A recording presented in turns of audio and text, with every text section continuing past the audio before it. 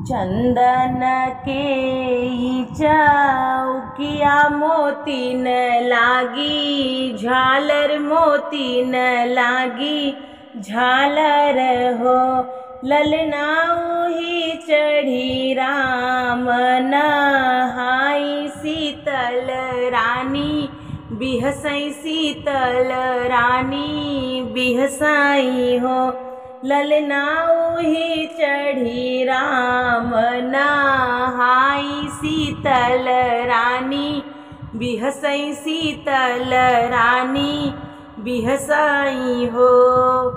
अंगना बहारत चिड़िया तो हसी, पूछई तो हसी पूछाई हो।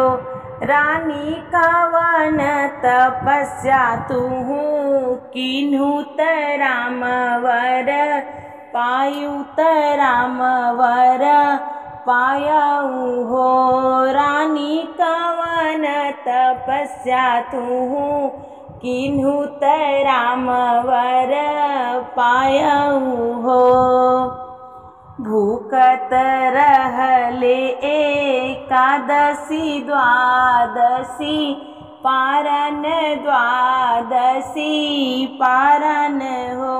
चिड़िया विधि से रहेन ऐत वारत राम वर पायन त राम वर पायन हो। चिड़िया विधि से रहेन ऐत वारत राम वर पायन त राम वर पायन हो। माघ के मकर नहायन अगिन नाही, तापेन अगिन नाही तापेन हो।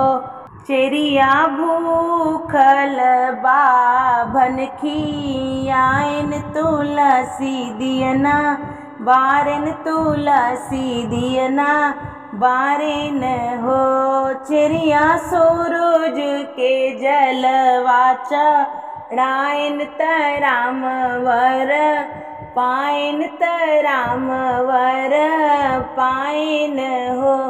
चिड़िया सूरज के दियना देखायन त राम वर पायन त राम वर पायन हो।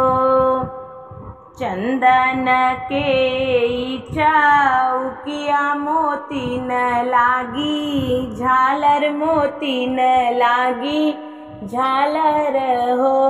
ललना ही चढ़ी राम नहाई, शीतल रानी बिहसई शीतल रानी बिहसाई हो।